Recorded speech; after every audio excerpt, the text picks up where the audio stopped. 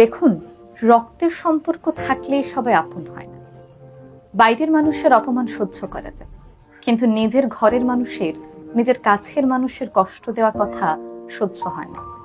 বিপদে পড়লেই বুঝতে পারবেন কে আপন আর কে পর।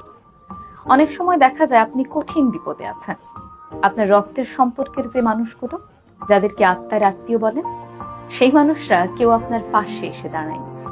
পাশে এসে দাঁড়ানো তো দূরের কথা, একবার ফোন দিয়ে আপনার খোঁজ পর্যন্ত নেয়।